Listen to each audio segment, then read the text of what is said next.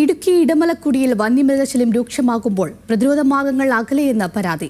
ഇടമലക്കുടിയിലെ ഉന്നതികളിലും tribal LP സ്കൂളിലും അടക്കം കാട്ടാന ആക്രമണങ്ങളെ പ്രതിരോധിക്കാൻ സംവിധാനങ്ങളില്ലെന്നാണ് പരാതി ഉയരുന്നത്. പകൽ സമയത്തും കാട്ടാന എത്തുന്ന പ്രദേശത്ത് സ്ഥിതി ചെയ്യുന്ന സ്കൂളിന് ചുറ്റും അടിയന്തരമായി സുരക്ഷാ വേലി നിർമ്മിക്കണമെന്ന ആവശ്യവുമായി സ്കൂൾ അധികൃതരും രക്ഷിതാക്കളും രംഗത്തെത്തി. സംസ്ഥാനത്തെ ഏക ഗോത്രവർഗ പഞ്ചായത്തായ ഇടമലക്കുടി സ്ഥിതി ചെയ്യുന്നത് ഉൾക്കാട്ടിലാണ്. അതിനാൽ തന്നെ വന്യമൃഗശല്യവും ഇവിടെ അതിരൂക്ഷമാണ്. അടുത്തിടെ ആദിവാസി ഉന്നതികളുള്ള മേഖലയ്ക്ക് സമീപത്തും സ്കൂളിന് സമീപവും കാട്ടാനകൾ പകൽ സമയത്ത് എത്തിയിരുന്നു. ഇവിടെ വന്യമൃഗങ്ങൾ എത്താതിരിക്കാനുള്ള പ്രതിരോധ മാർഗങ്ങളില്ലെന്നാണ് ഉന്നതിയിലുള്ളവരുടെ പരാതി.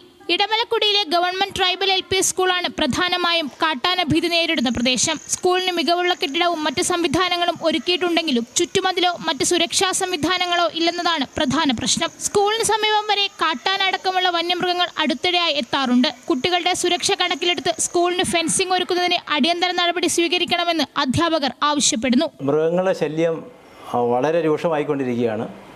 നിരന്തരമായി ആന, കാട്ടുപോത്ത് മുതലുള്ള എല്ലാ മൃഗങ്ങളും അവിടെ വരുന്നുണ്ട്.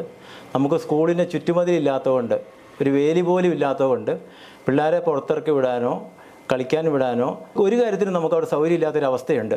അതായത് മൃഗങ്ങളിൽ നിന്ന് രക്ഷിക്കാൻ ഉള്ള ഒരു ചെറിയ നടപടി ചെയ്തു തരണമെന്ന് ഞങ്ങൾ വിനീതമായി അപേക്ഷിക്കുകയാണ്. സ്കൂളിന് സമീപത്തായി കാട് വളർന്ന് വനസമാനമായ അന്തരീക്ഷമാണ്. അതുകൊണ്ട് തന്നെ കുട്ടികളെ പുറത്തേക്കിറക്കാനും അധ്യാപകർക്ക് ഭയമാണ്. ശൗചാലയം ഉൾപ്പെടെ സ്ഥിതി ചെയ്യുന്ന കാടിനോട് ചേർന്നാണ്. പഞ്ചായത്തും വനംവകുപ്പും അടിയന്തരമായി ഇടപെട്ട് സ്കൂളിനും ഉന്നതികൾക്കും സംരക്ഷണം ഒരുക്കിയില്ലെങ്കിൽ വലിയ ദുരന്തമുണ്ടാകുമെന്ന് ഇവർ മുന്നറിയിപ്പ് നൽകുന്നു. ന്യൂസ് മലയാളം, ഇടുക്കി.